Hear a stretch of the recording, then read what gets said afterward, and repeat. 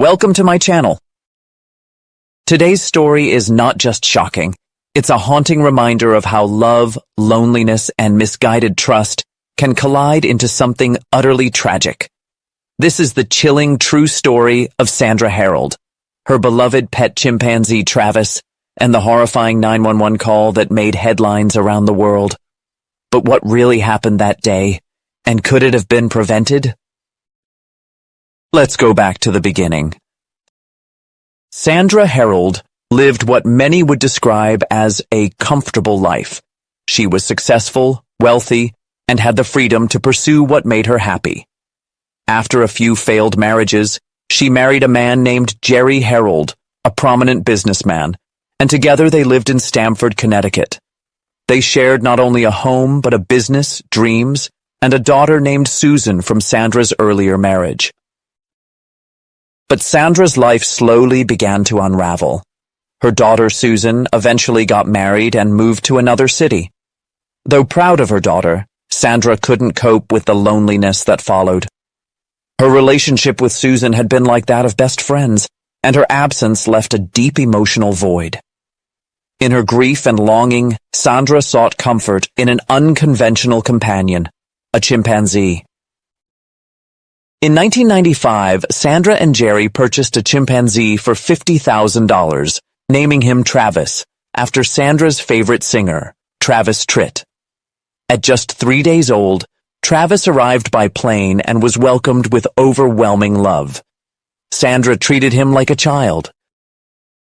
She fed him with a bottle, tucked him into bed, dressed him in clothes, taught him how to bathe, brush his teeth, open the fridge, even drive a car. Travis wasn't just a pet. He was family. And to the outside world, he was a celebrity. He appeared in commercials and was often seen around town, riding in the car with Sandra, wearing a baseball cap and waving to neighbors. He was adored. He wore seatbelts in the car and dined in restaurants. Sandra was convinced he was more human than animal. But behind the curtain of affection was a truth Sandra refused to see. Travis was a wild animal, and no amount of training or love could suppress the instincts he was born with. Then tragedy struck again. Sandra's husband Jerry passed away from cancer in 2004. Travis had been deeply attached to him. After Jerry's death, Travis would sit by the door for hours waiting for him to return. He became withdrawn, sometimes irritable. Sandra, now alone, clung even tighter to Travis. He was all she had left. Enter Charla Nash, Sandra's longtime friend. Charla had known Sandra for years, having met through a shared love of horses. She was kind-hearted, passionate about animals, and someone Sandra deeply trusted. After Susan's death and Jerry's passing, Charla moved closer to help Sandra cope with the loneliness. But even she had her reservations about Travis. Charla once said that from the very first encounter, she felt uneasy around him. During one visit, Travis yanked her hair so hard that she was left in tears, but out of politeness, or perhaps denial, she laughed it off. Sandra had always insisted Travis was gentle, that he would never hurt anyone. But on February 16, 2009, all of that changed. That morning, Travis managed to escape the house. He was agitated, running wildly through the yard like someone who had been caged for far too long. Sandra, unable to calm him, called Charla for help. She hoped a familiar face would coax Travis back inside.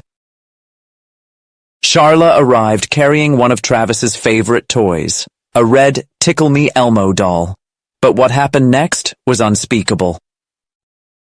Without warning, Travis charged at Charla with terrifying speed and ferocity. He slammed her to the ground and began a savage, relentless attack.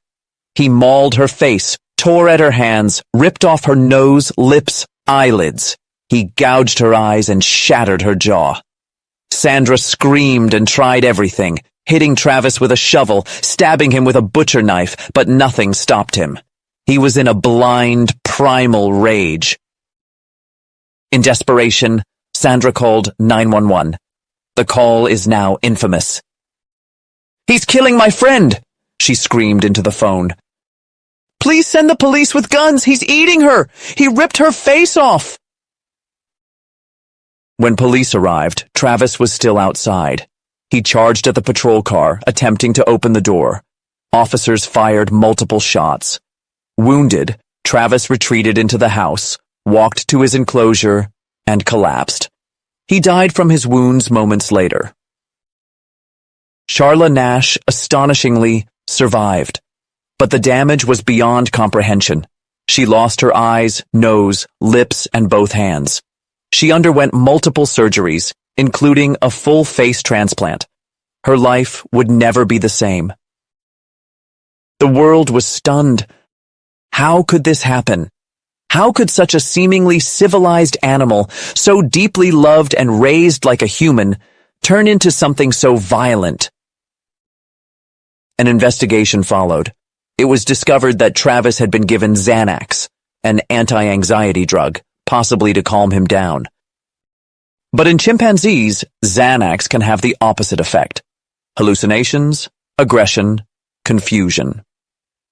Whether or not the drug triggered the attack remains a point of debate. Charla sued Sandra and was awarded $4 million, just a fraction of the $50 million she sought. But no amount of money could ever undo what was done. Sandra never recovered from the ordeal. The media swarmed her, the public condemned her, and in 2010, just a year after the attack, she died of an aortic aneurysm at the age of 72. She was buried next to her husband and next to Travis. So what can we learn from this horrifying story? Wild animals are not pets. No matter how intelligent, how affectionate, or how domesticated they may seem, they are unpredictable. They do not belong in human homes, and when they snap, the consequences are devastating, not just physically, but emotionally, legally, and morally. Chimpanzees have immense strength. A fully grown male chimp can overpower several adult men. And once they enter a rage state, they do not stop. Their attacks are focused on the face, hands, and genitals, areas of vulnerability that cause maximum trauma. Even now, years later, the 911 call continues to haunt those who hear it. Charla Nash, blind and disfigured, became the face of why exotic animals should never be treated as domestic companions. So before you ever consider adopting an exotic pet, or before you applaud someone else for doing it, remember this story. Remember Charla Nash. Remember Sandra Herold. Remember Travis. And ask yourself, is your curiosity worth the cost of someone else's life? Let's talk about safety, because while this story is tragic, it can also serve as a life-saving warning.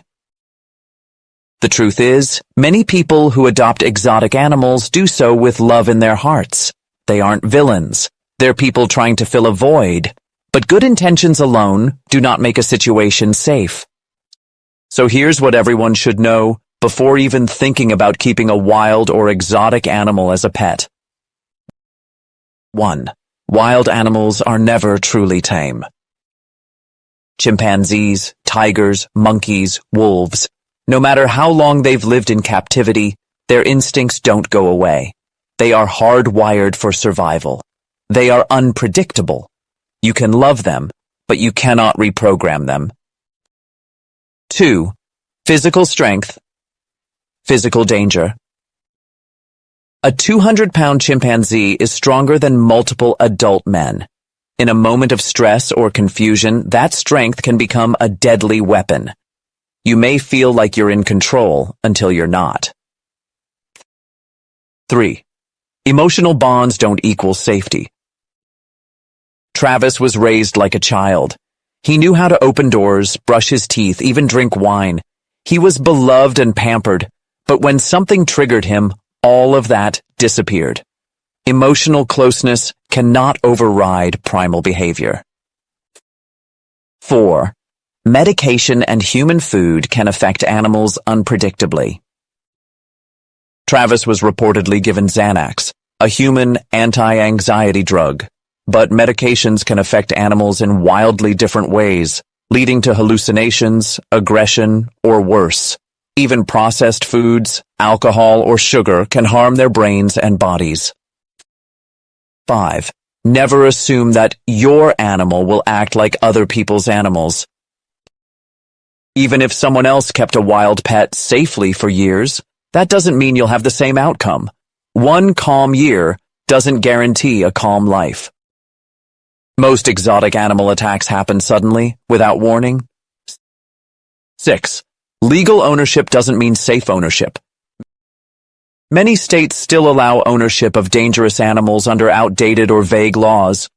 Don't confuse legality with safety. Laws are slow to catch up with reality, and sometimes they don't catch up at all. 7. Exotic pets endanger others, not just you. Friends, children, neighbors, emergency responders, anyone near a dangerous pet is at risk. Charla Nash wasn't Travis's owner. She was a trusted friend who paid a horrible price for someone else's decision. 8. Tragedies leave lifelong consequences. Charla's face was destroyed. Her eyes, hands, and independence were taken. Sandra died carrying the weight of guilt. Even survivors are never the same. No moment of joy with an exotic pet is worth that kind of loss.